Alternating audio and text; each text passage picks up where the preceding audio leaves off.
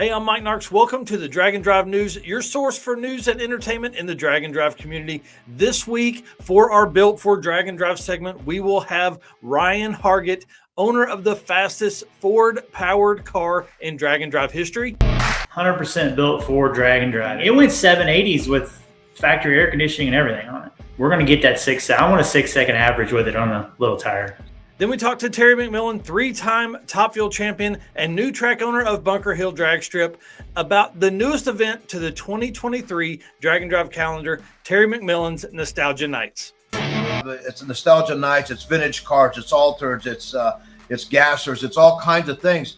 After that, we jump into some other event news and project management. What do you do to get your car done for an event?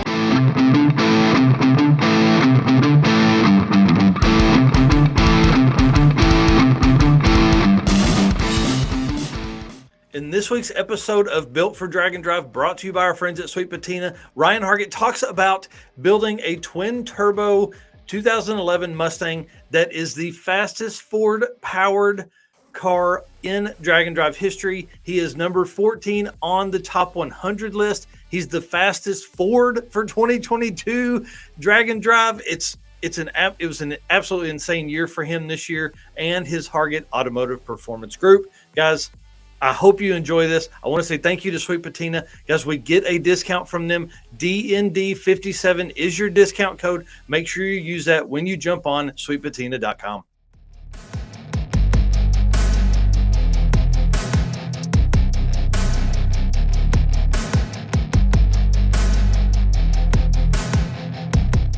"100% built for drag and drive." It went 780s with factory air conditioning and everything on it. We're going to get that I want a 6-second average with it on the little tire. Guys, I'm excited to have Mr. Ryan Hargett on today.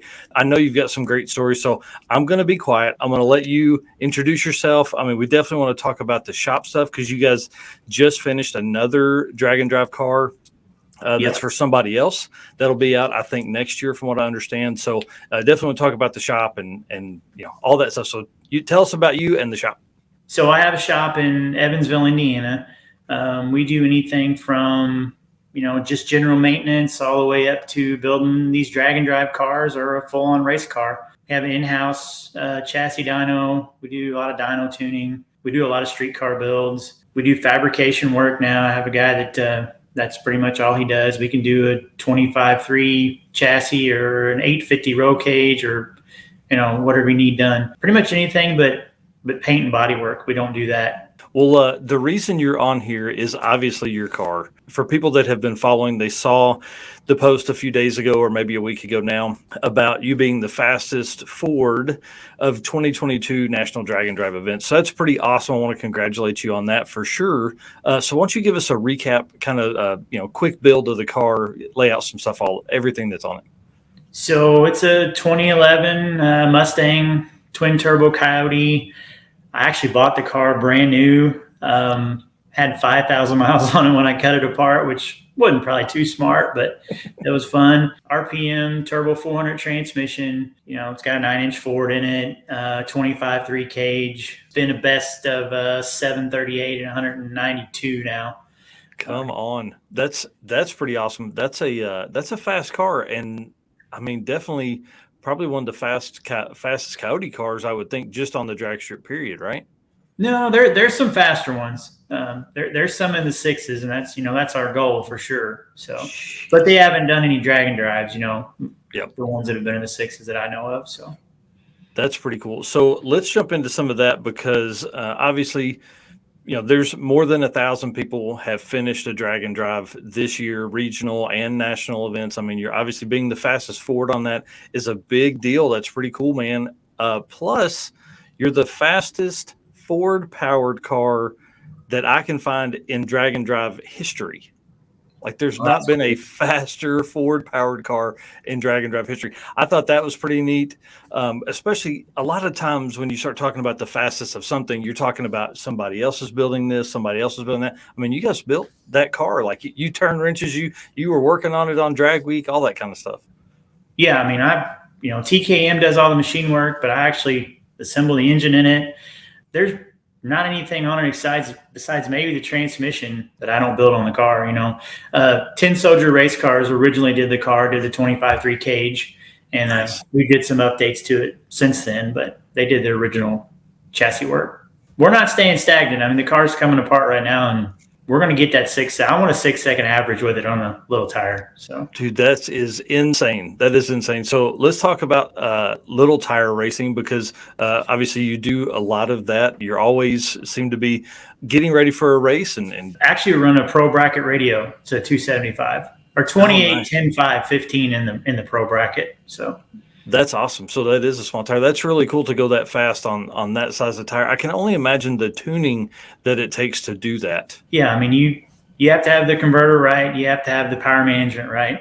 Funny thing about the tuning, Midwest Drags, we made 8 runs. What was that? You probably know the average better than I do. 756 or 7 or whatever it was. Yep. I did not touch the tune-up one time. Not once. What? Nope. I adjusted the front end limiters on the car and the struts. I changed the oil and put a set of spark plugs in it. That's it. It'll go a lot faster. We do all this because obviously we're doing this. That car is built for drag and drive. Like, it wasn't a race car that you turned into a drag and drive car. That car was built for this kind of stuff, right? That is correct. When I originally built it, had 10 Soldier do the chassis, it still had the air conditioning, the heat, I mean, everything. It went 780s with factory air conditioning and everything on it. 100% built for drag and drive. It was never a race car. It was built to do what we're doing with it. 100%. Wow. That's too cool. And did I see something right? Like, it made more than 2,000 horsepower on the dyno? Yeah, on our chassis dyno, it made a little over 2,000 to the tire. And at that boost level, honestly, we never got to that at the racetrack. Wow. So Dude, that's insane. Yeah, that is insane. Well, everybody that's watching this sees the champion trophy there in the back corner for Midwest Drags. What did you think of the 2 hits compared to 1 hit, like on Drag Week or something like that? Was it easier? Was it harder? No, it's harder. Way more strategy in that, or? Yeah, it's harder. Me and Sinclair were having this conversation today, as a matter of fact, talking about Midwest Drags. You have to make 8 runs, and that's your average, right? Whereas Drag Week or any of the other ones, it's 5 runs. That's a lot harder to do than just to do 5 runs. I like that challenge, I mean, the good thing about it is, with the Midwest Drags, and if you're a 750 or faster cert car, you can run through there pretty fast, and unless you're in impound and Drag Week, it's really hard to make that many runs in a day. Mickey Thompson is going to pay your entry back in for 2023 to Midwest Drags, so that's pretty cool. I think that's probably one of the biggest perks, and it's great to see Mickey Thompson tires coming out to everything. Talk about what happened to you that day that you cut the tire. You'd have been out, but luckily Jason and the team were there. Oh, yeah, for sure. And I've run Mickey Thompson for a long, long time. I mean, the cars in some of the pictures behind me, even the big tire stuff, I think we found out the night before that we had it in there. And then the next morning we were there. I was dismounting the tire, and I had it over to them. And I mean, they got me fixed up really quick. And if they wouldn't have been there, it would have been a struggle trying to find somebody to fix that. One of the funnest stories, I'll say this, of Drag Week and hanging out with you guys was the night before the event, right? Like, before tech, all that kind of stuff. Tell us that story, because you and someone else had this same thing happening at the same time. It actually happened on Saturday. So earlier in the week, we were at Edgewater doing some testing. Come over to Drag Week a little early and ran a race they had there Saturday and just did some testing. Went up to make the first run, and we'd had the wastegates off the car doing a little bit of fab work, trying to fix some stuff. And we didn't plug this dome pressure sensor back in. So went up to make a first run, didn't make any boost, which, come to find out, was probably for the best. Everything happens for a reason, and it's probably a good thing it did. So we go back and think, okay, we're going to plug the dome pressure sensor in and we'll make another run. Everything's fine. So we go to put the car in reverse to back up to make a second run, and it's locked up. It won't move. And I drove it all the way back, and it was fine. So we jack it up. Is it the rear end? Is it the transmission? It's the transmission. We proceed to, as you've seen, tear it down right there in the pits. And I'm not a transmission guy, but I have the best transmission guy on the planet. Rodney at RPM Transmissions is awesome. So we get it all apart. Rodney's walking me through, and we get all the way down, and it's the last gear set in the transmission in the very bottom is broke. The ring gear broke. It's just a parts failure. And I think it probably happened at Edgewater. That burnout, driving it around or whatever, Yep. On Saturday, finished it off. Well, luckily it didn't completely break on that run because it would have probably destroyed the whole thing. You know, we took it apart and that low gear set was the only thing broke. So we're like, okay, how are we going to fix this? We're looking everywhere. So I had a buddy that knew a guy that was what we call a hot shot driver. So he would just come drive, pick it up, take it wherever. So he come from Indianapolis, of all places, where it had to go to, picks it up, gets there like midnight. The guys at the racetrack, luckily at St. Louis, are awesome. The guys working there let us borrow a golf cart so we could haul it to the gate, get him the transmission. He drives all night back to Indy. The guys at RPM meet him there in the morning. They fix this thing. He drives it straight back. And then by 5 o'clock, we were ready for the test and tune with that car. Here's where it's not so awesome. And we could have ran drag week probably, but it comes back to what we were talking about a little bit ago. And it's your mind gets so fogged and we were so tired. We went up to make the next run and the transmission slipped the whole way. Well, I didn't think about it till after the fact, but the only thing that can make one slip the whole entire time is a dump valve. And I thought there was something wrong with the clutches in the transmission, and we threw in the towel. And I think if we'd have tried to run it, that I'd have figured it out the following day. Rodney at RPM is so awesome. He was like, why didn't you call me? Because I would have walked you through and we'd have figured it out. But I was I wasn't really disgusted. That stuff, I've been doing it so long, it doesn't really make me mad. But you know, I was just burnt down. And then we needed to get Brent's ready. And it was just like, I just shifted focus to making sure Brent was ready, and we were going to watch him all week. Thank you very much. Obviously, can you tell everybody where they can find you guys at? And I'll put all this down in the description as well. Instagram, YouTube, all that stuff. Yeah, I'm HAP Ryan on Instagram, and then it's Hargett Automotive and Performance on Facebook, and then it's Hargett Automotive and Performance on YouTube, and I'm also trying to grow that too. Nice. Awesome. Well, maybe this will give you a jump of folks and kind of re-spark that enthusiasm to post over there. So we certainly appreciate you coming on. No, I appreciate you having me on. Thanks again to Ryan, and thank you again to Sweet Patina for sponsoring that segment. We certainly appreciate them. If you guys are looking for the perfect gift for the car guy or gal in your life, again, use D&D 57 as a discount code on sweetpatina.com. I want you to take the next few days, make a real checklist with a goal event in mind that you want to attend, and then make a plan to get there. You know, Matt Happel says it all the time from Sloppy Mechanics. He recommends an hour a day, just something all the time. Don't wait. Don't work one day a week. You know, I posted a thing the other day on the circuit event was about the weekend. If you're only a weekend renter, you only have 24 weekends until our event. If you start kind of doing the math on that, you're losing weeks of time. So if you can find an hour, 2 hours, a few days during the week, do that. Get on that list. But you've got to make your big list. You've got to be able to mark off, checklist that stuff. I want you to finish your car for 2023. I want you to attend one of these events that we're talking about. As of right now, we're talking about 15 or 16 different drag and drive events for 2023. Do you know how huge that is compared to the last few years when we had 3 or 4 maybe events? Guys, 2023 is going to be great. Be a part of it. Make this list. Get your car ready. We will have a calendar up on the website, draganddrive.com, so you can keep track of every event that we know of.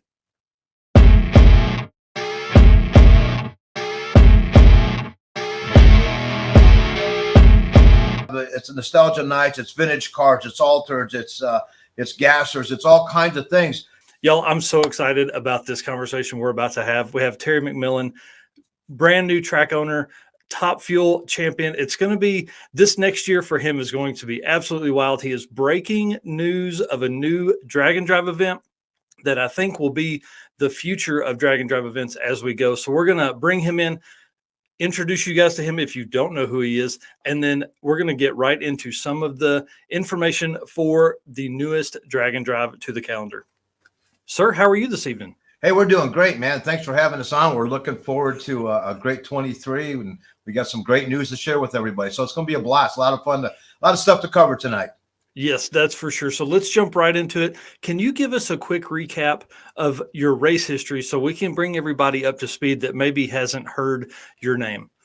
Well, if they haven't, the only place you ever hear it's in the post office because I got wanted posters all over. But no, I've been really blessed. I've been associated with Amelie Motor Oil for over 22 years, and those folks have sponsored my alcohol funny car back in the IHRA days and in the NHRA days, as well as my fuel car. So we've been blessed to associate ourselves with some major players in the industry and allow us the opportunity to go out there and run Top Fuel. We were fortunate enough the weekend I got married to Corey. The following week, we won the Vegas race, which was just amazing. First Wally there, but more so important than that was we did win the U.S. Nationals, which is like, when you look at it at that time, there's only a handful of winners, a lot of repeat winners, but not a lot of new winners. And so to get our name on that list at the 65th, on my 65th birthday, was just icing on the cake. And man, we've been blessed ever since.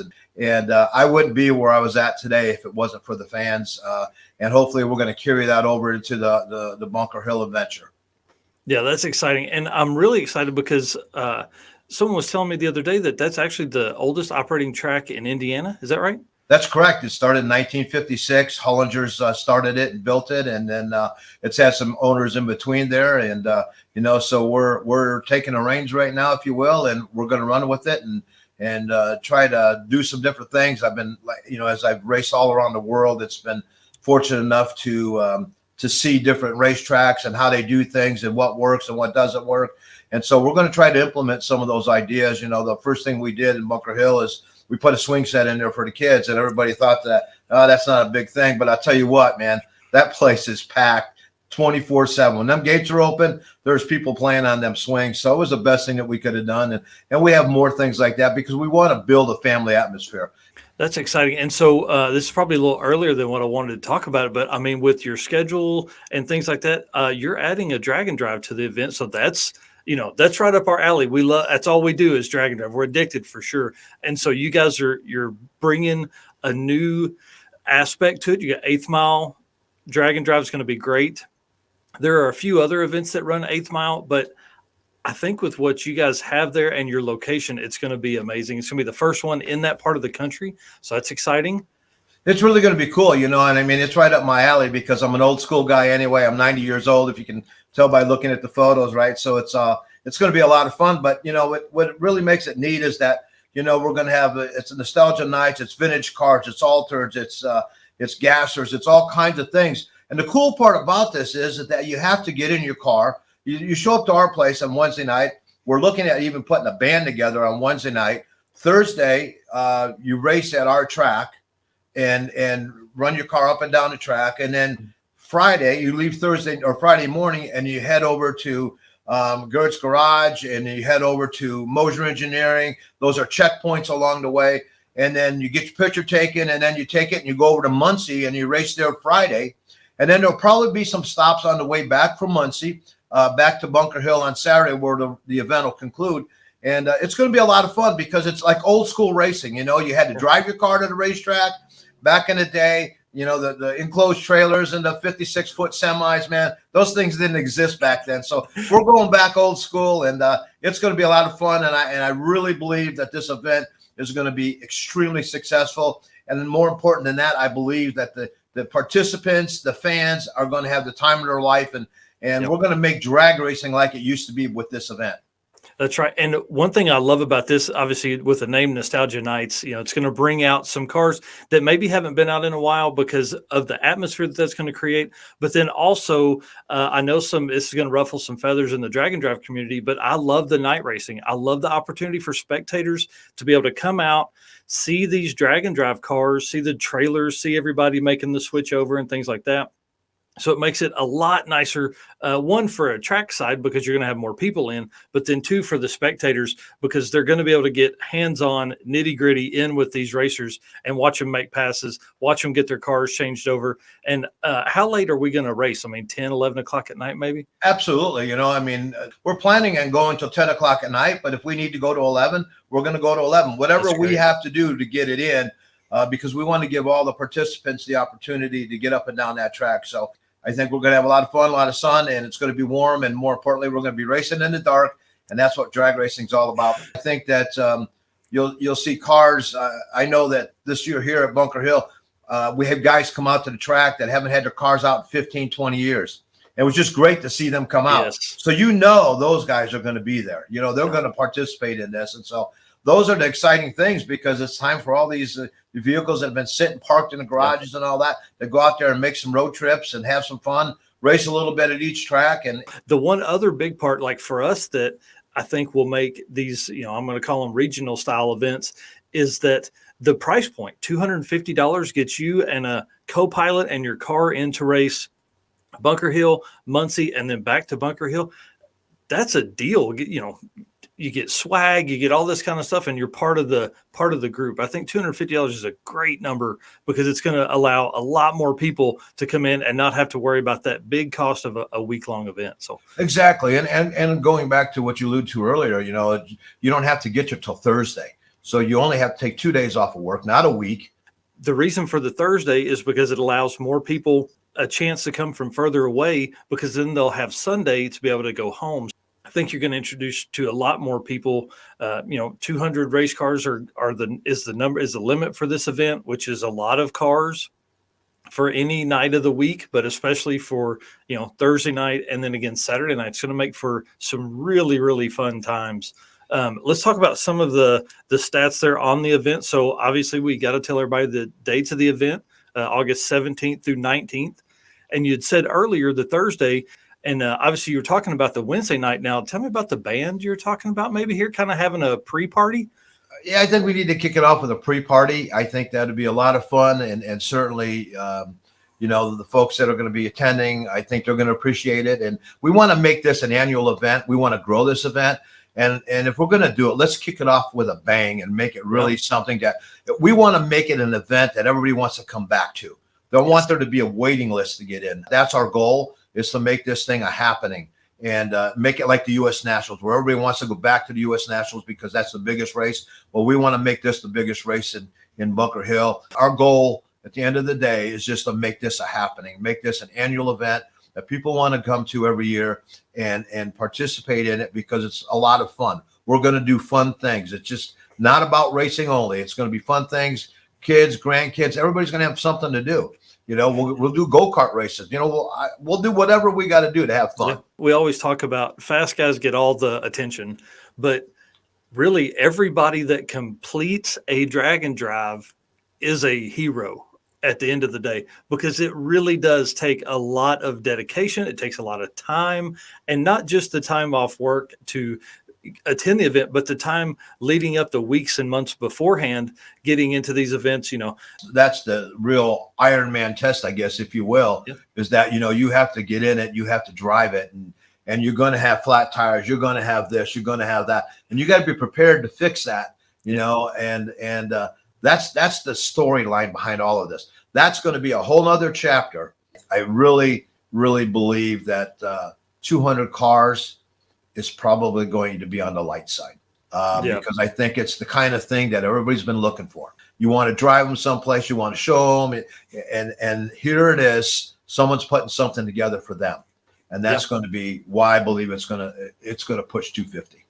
Well, and I think a lot of guys, maybe like some guys that have some big block 4-speed cars that are maybe geared for the 8th, we'll see a lot of those guys come out, because typically everything's always been quarter mile stuff. And this being 8th mile will really help bring a lot more cars into this. There's a lot of guys that will let their car hang out in the 8th mile, and maybe they're not started to go as fast as they can in the quarter, but the 8th mile is perfect for them. And this, again, gets their feet wet and lets them experience the drag and drive community. It's awesome when you get to see the smile on their face at the end of the track.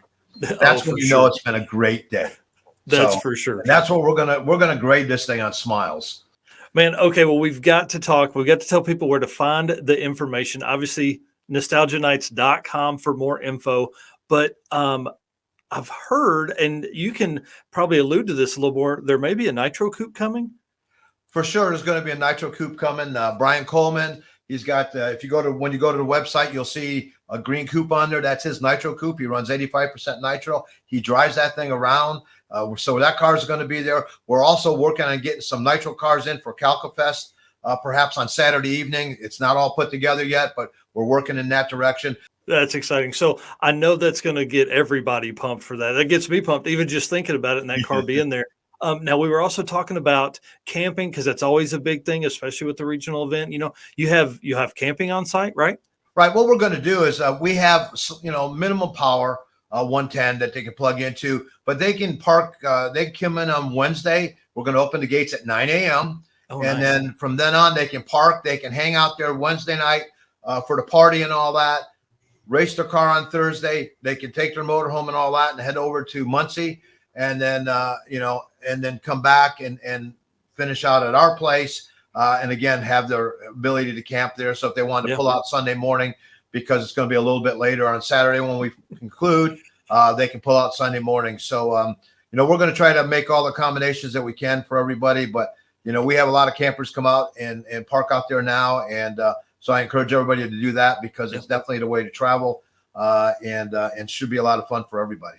Yeah, definitely. And then 12 classes with 2 manual shift classes, which is exciting because stick shift racing is definitely on its rise. I mean, there's a lot of stick shift cars in the drag and drive community. Right. We just had a gassers race out there a couple months ago, and a 4-speed car won it. It was awesome. Yes. He says, like, this isn't supposed to happen. I'm not supposed to beat these automatics, but he drove his butt off that day, and he was slamming gears and doing wheelies and all of that, and it was just a cool deal. So nothing like good old 4-speed cars. Speaking of jamming gears, if somebody breaks something, were you saying also earlier that vendor midway in a swap meet maybe? Yeah, we're working on that. We're trying to get some vendors in there. If they want to sell T-shirts or records, whatever it is. But we also we need the car guys there because we're going to have people it's going to need spark plugs. You're going to need something. So we're trying to make this an event so that we do have some kind of a midway support backing. I know there's some local people around there that could probably help out with this. So we're going to try to have that. And also, I think I'd like to see us maybe merge this into a swap meet a little bit just to make some things happen. And again, I mean, we're talking to the era guys that are racing there that are probably going to have the parts that swap meet people are going to have. So yes, I mean, it's collectively, it's a great package. And when we put all that together, like I said, I think we're going to have the best package, the best dance in town. And all right, man. And now we've obviously talked about the website. That's where people need to go to jump on to pre-register. Tell us when that opens up. It opens up on next Monday, the 31st, Halloween. I can't wait. I know I'm going to be there. I'm going to be with bells on. I'll be riding with some race cars and all that kind of stuff. So it's going to be an exciting time. You got a driver license? Do I need one to ride? Maybe. No, I was going to. Maybe I'll let you drive the Willys or something. I don't know. Don't you threaten me with a good time. We talk about this is 100% street cars. You got to prove you have a street car to do these drag and drive events. Now, I heard you have some pretty interesting street cars of your own, some fun cars. You want to run through a recap of what you got in the garage at the house? Well, I mean, I got a few cars. I have a 67 Nova with a 406, 871, Teflon strips in the blower, a 250 shot of nitrous on top of that. So it's pretty serious, and it's a beast. It's a lot of fun to drive. But we were fortunate enough. We won first place at the World of Wheels with it. It was my son's car, and after he passed away, we got together and just totally redid the car the way we were going to do it originally. And so we put it back on the map, and it came out really well. And then we have a 41 Willys gasser, and I love driving that car. It just loves to carry the front end forever. And it's just kind of cool because it dangles it just like they did in the old days. And it'll run in the low 9s. So it's a fairly quick car for street car as well. But it's just a straight up blower car. No power adders to it at all, but a lot of fun to drive, a lot of great looks at it. So, yeah, that's exciting. So let me ask you this: how did you come about finding that track, and then what was it like to pull the trigger and own your own racetrack? I have to tell you, I was Osceola was a drag strip here in Osceola, Indiana, and we tried to purchase that. And what happened is we went in front of the county commissioners because we were going to totally redo the track. And we were approved by the county commissioners to proceed. Within a couple of days, one of the landowners filed a lawsuit against county commissioners. So put everything in a stay.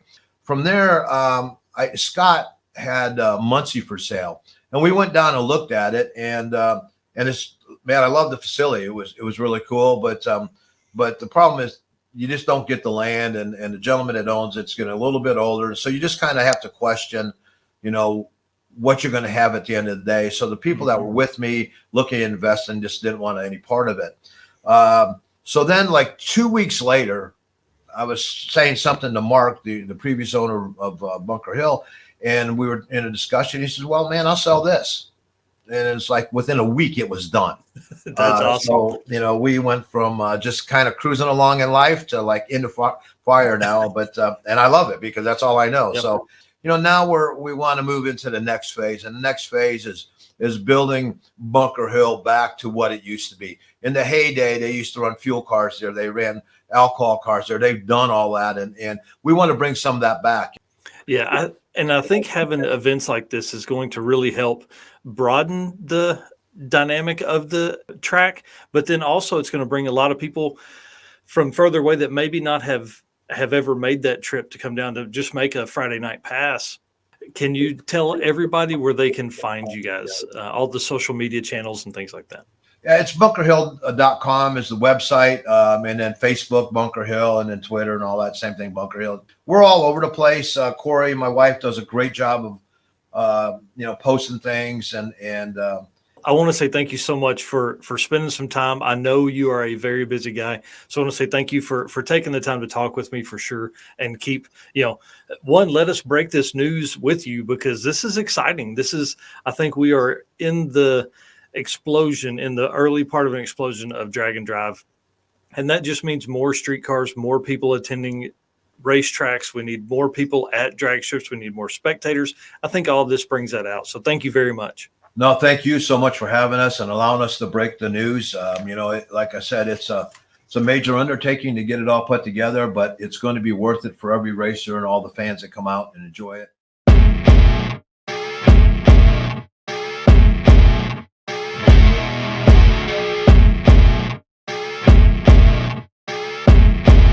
Guys, we are down to it. 2 weeks left, 2 more events for the 2022 Drag and Drive season.